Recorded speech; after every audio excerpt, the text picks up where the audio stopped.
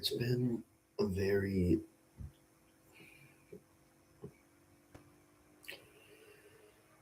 I, it's been one of those kind of moments.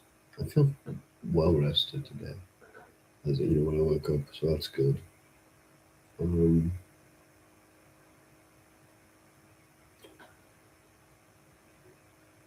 I rearranged my room, planning more on the InDesign now, so trying to dedicate like certain walls to certain things. I'm pretty much gonna put this wall behind me, all the posters. It's obvious. It's gonna be the poster wall. Um, but I'm gonna try to fill in the blanks um, with a lot of different just random cutouts that I find. So hopefully as things progress um, and I record more of these, you'll see the transition.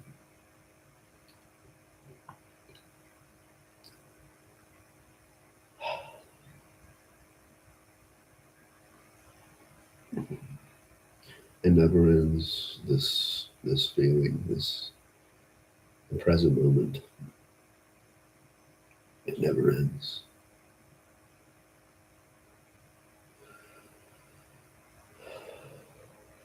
Sometimes it's just nice to breathe and just just just, just to be. I I like helping people realize this. People who are willing to realize it, not the people who constantly seek your approval or you, you as an audience to their victimhood or their victimized self, where they're completely just like self pitying and self loathing, and they're like fishing and virtue signaling for you to be sorry or react to it. I never. I mean, if I do interact,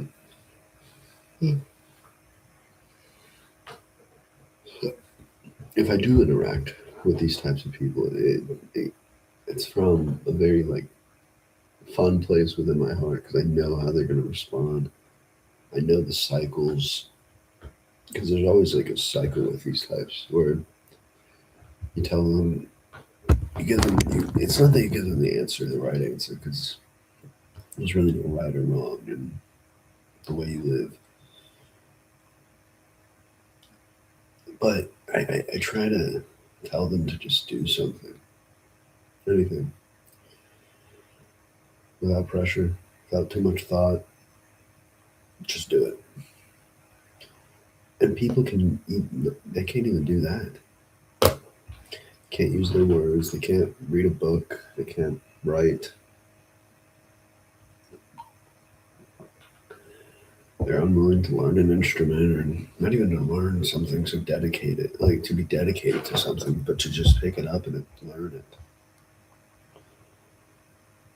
To fuck with it, to be not wrong, but to sound like something wrong, right? Not the right notes, just hitting notes.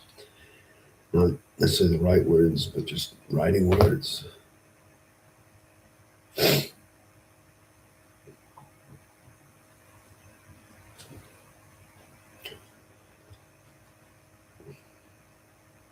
We're in a very, very weird time of people who have literally forgotten, or not, they haven't been taught, but they've forgotten the present moment in itself and like what you can do with it.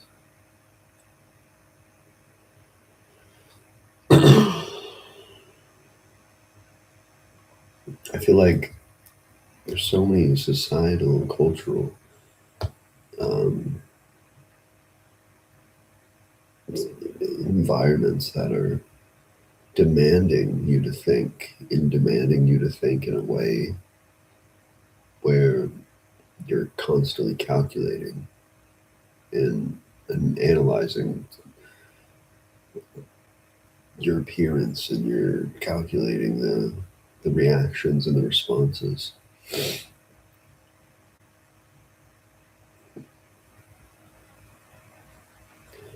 But sitting here and listening to me for however long about this topic is near impossible. People just scroll. I have two people in my life, well, actually, kind of all three of them, three people in my life that I'm currently around a lot, trying to, I'm trying to save money, right? I'm not trying to exploit people. I'm trying to save money, build a little life in this little room, in this little apartment, and meet new people outside and go explore. I got an art show that I'm showing my art for the first time, July 18th. It's coming up fast. I'm nervous and excited, and I think a part of me is like very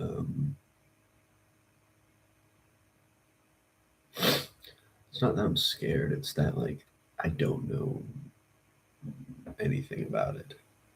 Like I've never done it. I don't know.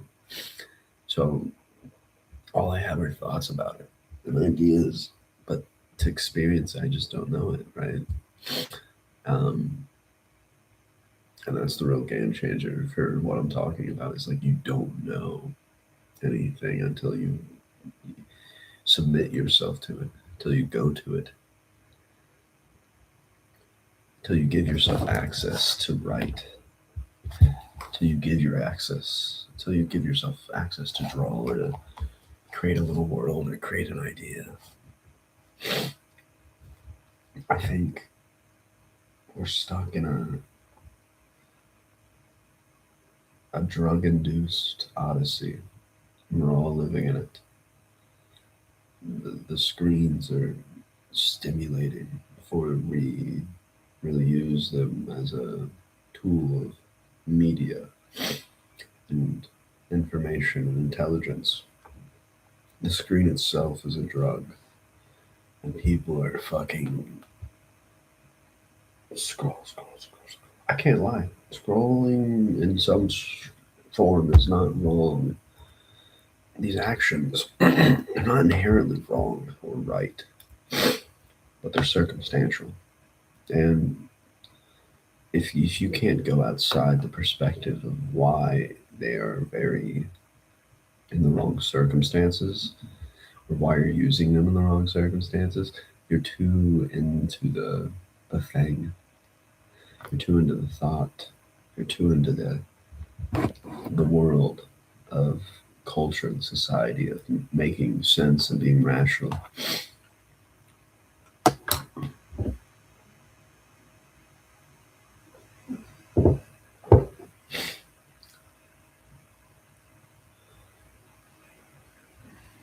To be more dramatic.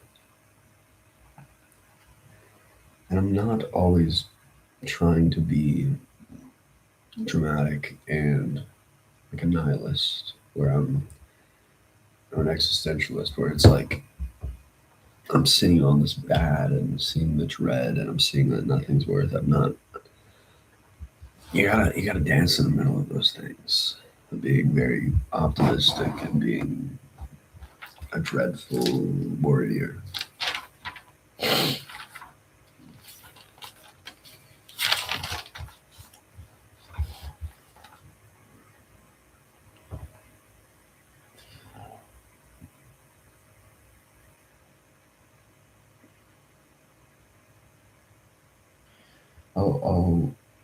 I'm going to read three things. Only others see me. I experience myself alone. Many never see themselves as anything other than what those dictate. And then, I don't know where this came up, but I wrote the tortoise and the hare. Good little story to think about.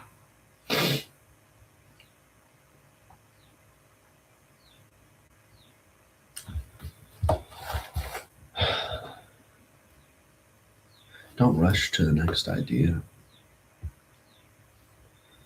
You know, if you have these ideas of how to build your life,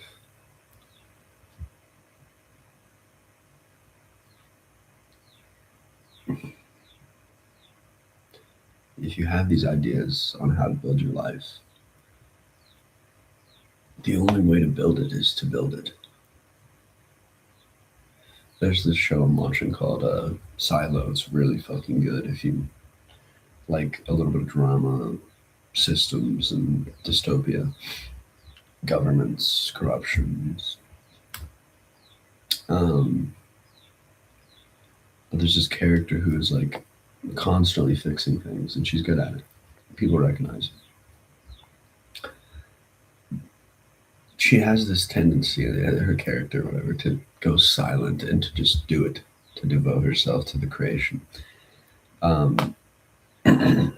Whatever it is, fixing things, creating something. And it's very, like, I don't know where I heard this, but, like, I think the true, like, not, I wouldn't say genius, but true, like, dedicated creators, initiators, have this ability to just focus on the craft of what they're building, what they're thinking about.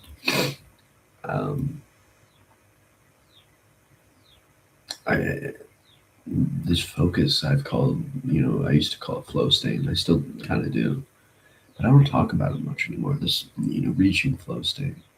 It was very common. Like, I would talk about it when I played video games.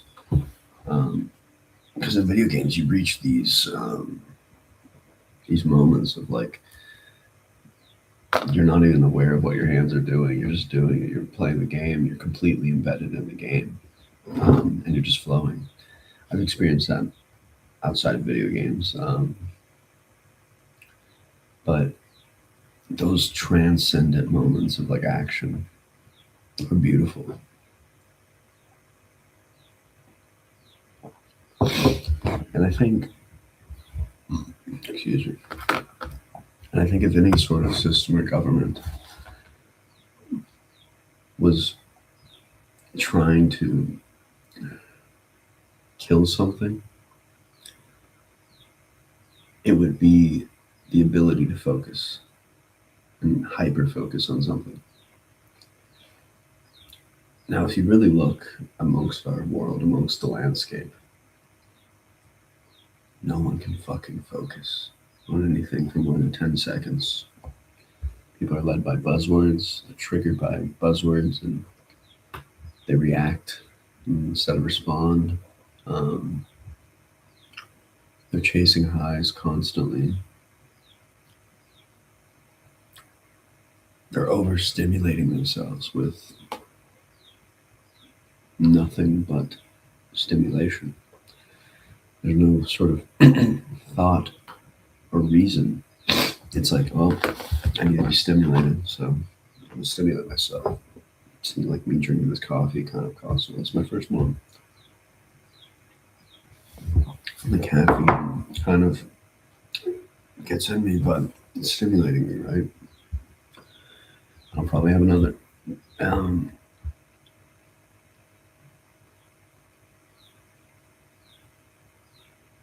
How do we show that discipline in creative acts and acts in general?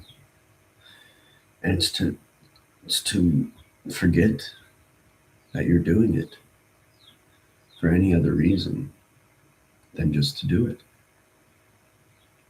And you it's not that, these actions should be unconscious, but it shouldn't. There's a difference between creation and analysis, or thought and action.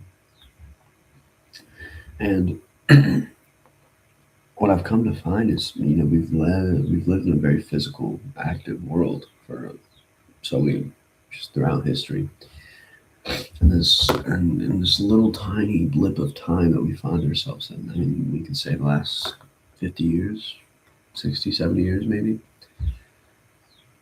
We've progressed into a way where the physicality of action is less dominant than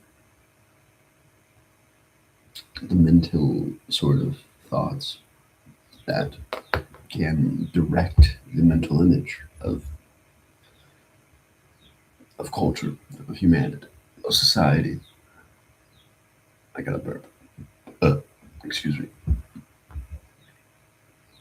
So we're moving into this world of mind rather than stuff and things, which is an interesting political topic, right?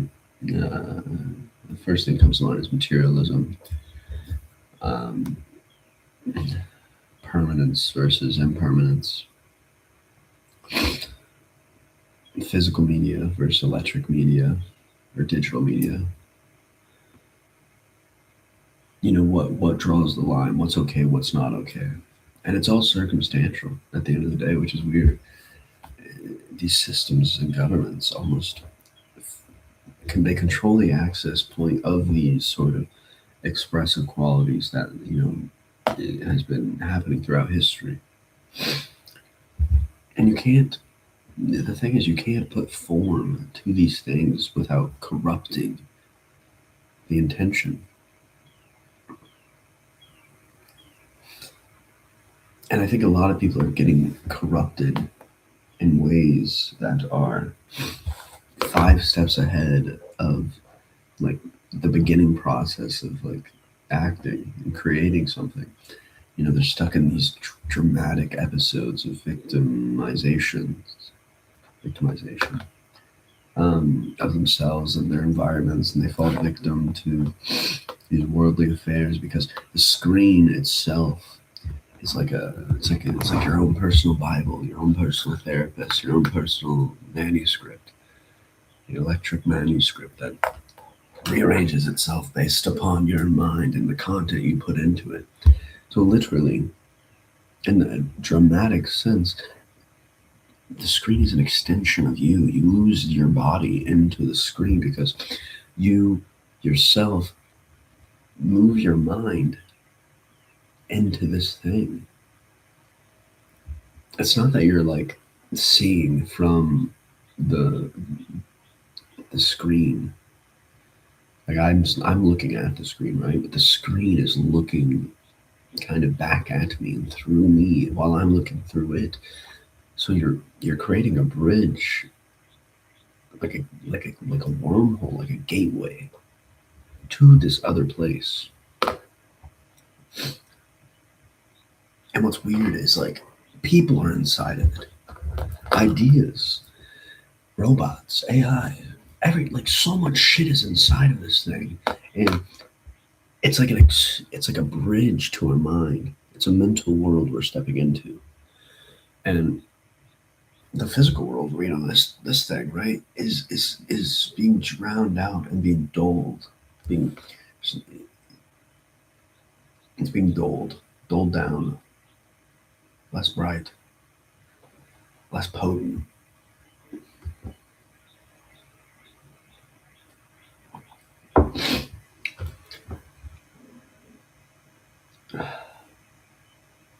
Radical action, radical creation, radical expression, writing, reading, drawing, putting it out there. Even if it no one watches, putting it out there. Maybe it catches the current. Maybe people see it. But you're not doing these creative things for anyone but the collective good of yourself and your environment and your meaning of life. I think that was a big thing for me. It was like, I'm only 21, but I was 19 working construction with my father. And he's worked construction and he was a roofer his whole life. And, it could have been very easy for me to just go down that path. Decent money, you're making pretty good money as, you know, any sort of 5 day a week construction work. You're making pretty good money. But I realized that there was in those. I worked a winter and I quit. I stopped working in I want to say May or April, so it was getting warmer towards summer. Summer construction, I guarantee, would have been shit. The winter construction, though, those I was there for like 6 months, seven, maybe a little more. So I was like warm, cold, extreme cold, cold, warm, into a little more warm, right? That was my kind of timeline of working in those seasons. What really taught me about life was the winter. I was the, I was measuring things. I was building pole barns, construction. I was the carpenter. I was measuring things. I eventually got put up on buildings and helped, but I was, grabbing metal. I was controlling machines. Um, I was about grabbing tools and shit, measuring and cutting and all that good, all that fun. But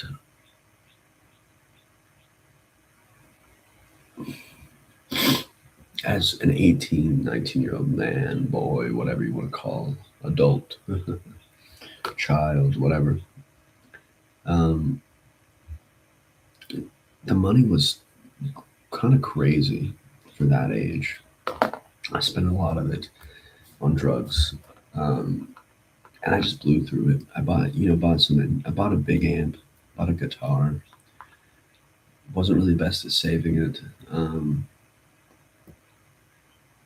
but it was more like I wanted to use the money instead of save it. And I feel like people in those sorts of fields, because I was out in the country, I wasn't in the city like I am now, but I was out in the country, and saving it just didn't cross my mind because the country was so boring. People were just robots and problematic about stupid shit, and there's no real creative thought, creative expression anywhere that I could find. Yeah, a person I did try to create music with was so obsessed.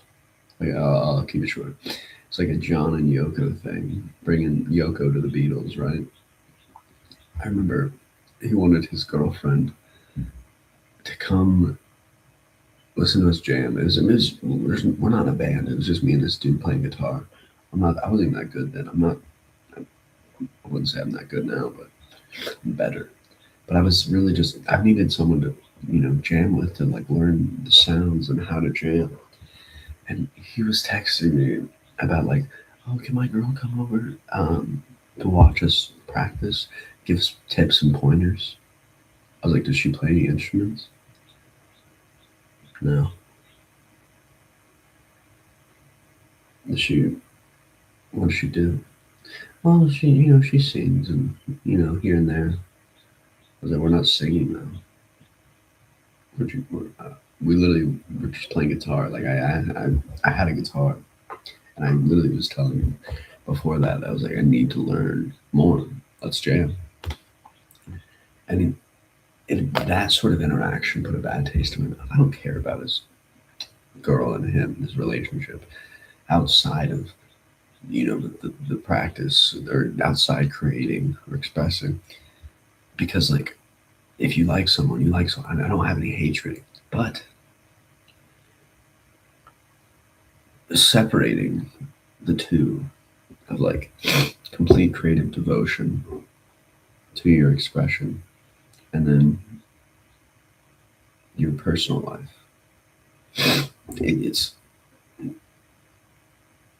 It's not that they can't exist together or can't influence one another, but they're completely different processes.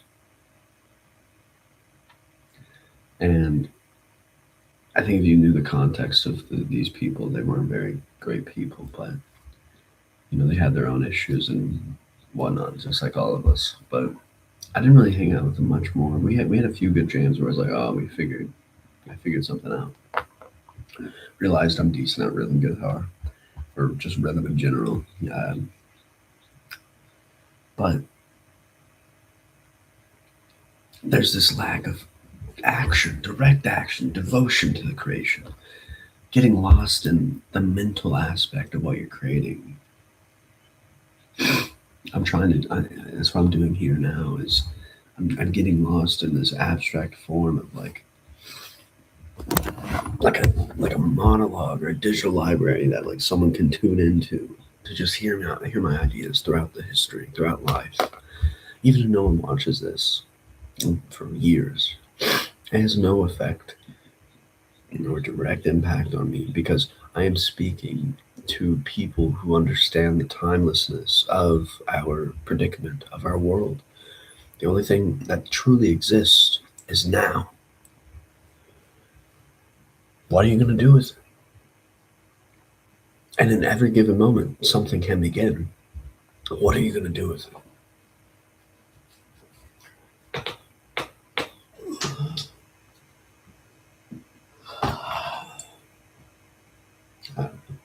Peace. Hope you enjoy.